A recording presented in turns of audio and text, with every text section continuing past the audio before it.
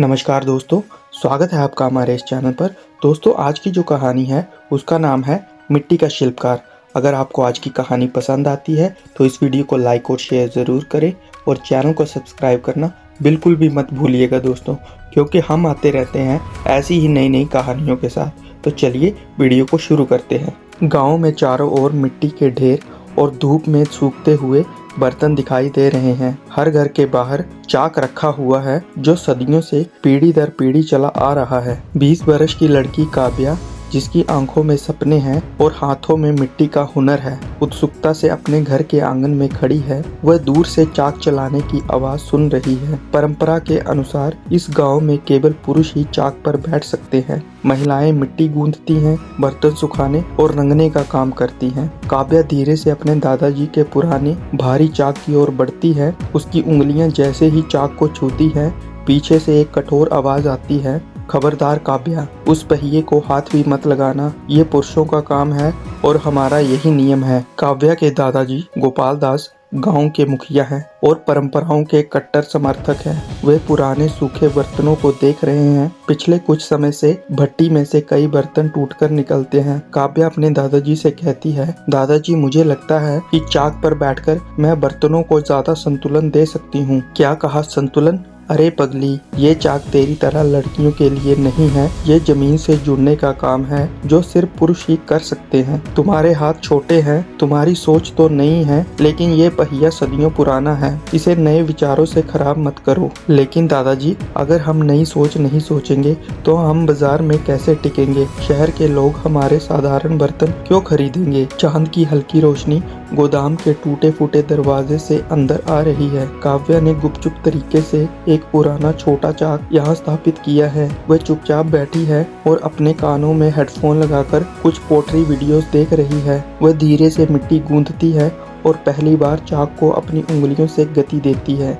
मिट्टी शुरू में तो टेढ़ी मेढ़ी होती है, चाक लड़खड़ाता है, काव्या की उंगलियां थक जाती है, पर वह बार बार कोशिश करती रहती है। कई घंटे बाद एक छोटा संतुलित दीपक का रूप बनता है। काव्या उसे देखती है और पहली बार अपनी सफलता पर मुस्कुराती है। गाँव के कई युवा लड़के लड़कियाँ, जिनमें काव्या का दोस्त रमेश भी शामिल है, अपने झोले पैक कर रहे हैं। वे सब शहर की फैक्ट्रियों में नौकरी के लिए जा रहे हैं। मिट्टी के काम में अब ऐसा नहीं है। रमेश काव्या से कहता है, काव्या, तुम भी हमारे साथ क्यों नहीं चलती? शहर में पैसा है, भविष्य है, यहाँ मिट्टी में क्या रखा है? दादाजी की कला अब नहीं चलेगी। तो तभी काव्या रमेश से कहती है, नहीं रमेश, ये सिर्फ मिट्टी नहीं है, ये हमारी विरासत है। अगर हम सब चले गए तो इस कला को कौन बचाएगा? तो रमेश काव्या से कहता है, बचाने के लिए तो पैसे चाहिए ना काव्या, और पैसे तो शहर में हैं। और इन सभी बातों को काव्या के दादाजी दूर से खड़े हुए उदास आंखों से अपने पोते और गांव के बच्चों को जाते हुए देखते हैं। उन्हें अपनी असफलता महसूस होती है।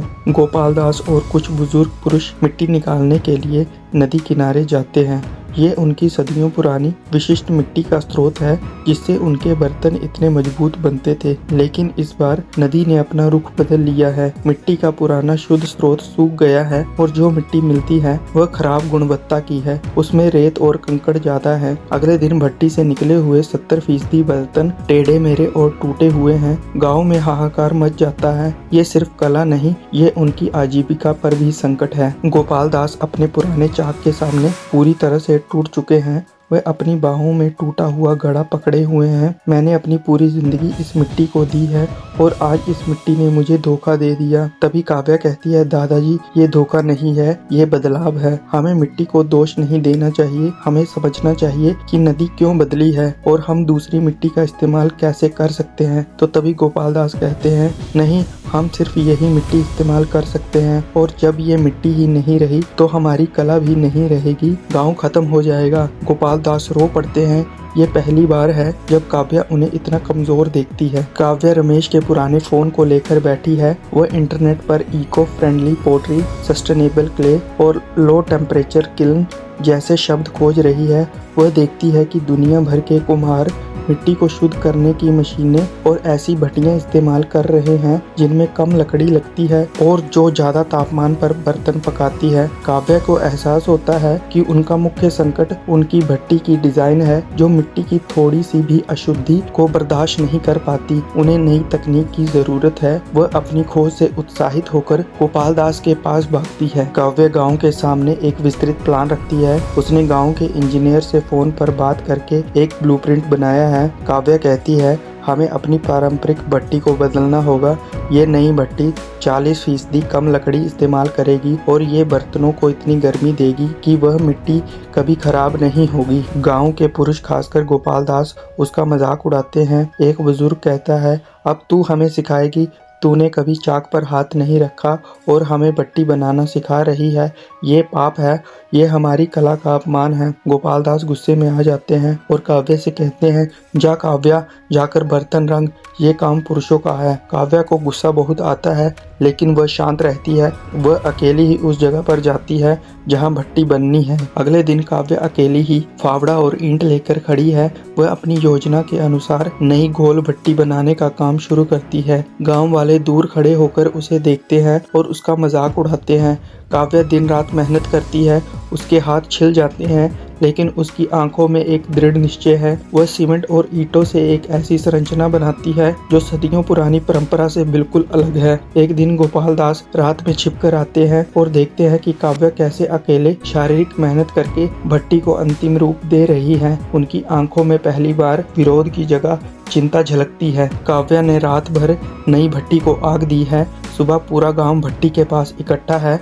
सब हैरान है। काव्या भट्टी का दरवाजा खोलती है। वह अंदर से पहला पका हुआ घड़ा निकालती है। घड़ा ना केवल मजबूत है, बल्कि उसका रंग भी पहले से ज्यादा चमकदार है। काव्या ने चुपके से शहर से कुछ ग्लेजिंग पाउडर मंगवाए थे, जिससे बर्तनों में हल्की सी चमक आ गई है। गोपाल दास उस घड़े को छूते हैं। वह भारी है, मजबूत है और अद्भुत रूप से टिकाऊ है। वे घड़े को जमीन पर जोर से पटकते हैं। घड़ा नहीं टूटता। पूरे गांव में सन्नाटा छा जाता है। फिर तालियों की गड़गड़ाहट होती है। गोपाल दास हैरानी और गर्व से कहते हैं, ये तो जादुई है। काव्या गांव की अन्य महिलाओं के साथ अपने नए बर्तनों का स्टॉल लगाती है। उन्होंने पारंपरिक रूपांकनों को आधुनिक रंगों और ग्लेजिंग के साथ मिलकर काव्या कलेक्शन बनाया है। उनके साधारण दियों में अब एक आधुनिक चमक है। एक प्रसिद्ध इंटीरियर डिजाइनर मीरा उनके स्टॉल पर आती है।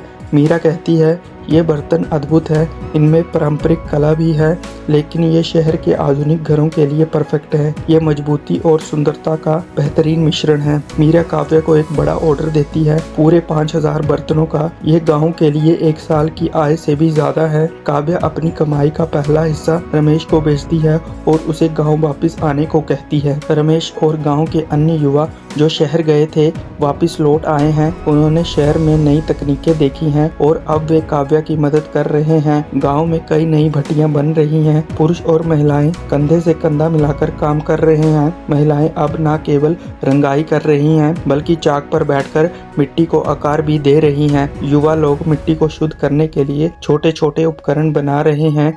गांव की कला मर नहीं रही, बल्कि और भी ज्यादा विकसित हो रही है। गोपाल दास काव्या के नए चमकदार दियों को देखते हैं। वह धीरे से काव्या के पास आते हैं, जो अपने नए इलेक्ट्रिक चाक पर बैठी है। काव्या, तूने मुझे मेरी कला का असली मतलब सिखाया है। मैंने चाक को सिर्फ एक नियम माना था, तूने उसे क्रांति का पहिया बना दिया। वह काव्या के सिर पर हाथ रखते हैं और उसे आशीर्वाद देते हैं। अब से तुम ही इस गांव की मुखिया हो। अब से ये चाक तुम्हारा है। गोपाल दास अपना सदियों पुराना भारी लकड़ी का चाक उठाते हैं और काव्या को देते हैं। ये चाक अब सिर्फ पुरुषों का नहीं, बल्कि हुनर का प्रतीक है। गांव में अब सिर्फ चाक की आवाज नहीं है, बल्कि छोटे मोटर्स की हल्की गूंज है। नए बर्तन, नए रंग, नई बटियां। काव्या गांव के केंद्र में उसी पुराने चाक पर बैठी है जिसे दादाजी ने उसे दिया था। उसके हाथ आत्मविश्वास से मिट्टी को ऊपर उठा रहे हैं। एक साधारण घड़ा नहीं, बल्कि एक सुंदर आधुनिक फूलदान बन रहा है। उसके आसपास गांव के युवा और महिलाएं सब चाक चला रहे हैं। रमेश मिट्टी गूंथने की मशीन चला रहा है और गोपाल दास गर्व से सबको निर्देश दे रहे हैं। दोस्तों, परंपरा वो नहीं है जो हमें रोकती है, परंपरा वो है जो हमें राह दिखाती है। काव्या ने मिट्टी से नहीं, बल्कि अपनी सोच से सबसे बड़ी कलाकृति रची है। याद रखिए, जब बदलाव की आंधी चले तो नियम को मत पकड़िए, अपने हुनर को पकड़िए और अपनी विरासत को बचाने के लिए नए पहिए को गति दीजिए। तो दोस्तों, उम्मीद करते हैं आपको ये कहानी पसंद आई होगी। अगर आपको ये कहानी पसंद आई है तो इस वीडियो को लाइक और शेयर ज़रूर करें और चैनल को सब्सक्राइब करना बिल्कुल भी मत भूलिएगा दोस्तों। तो मिलते हैं नेक्स्ट वीडियो में किसी नई कहानी के साथ। अब तक के लिए धन्यवाद।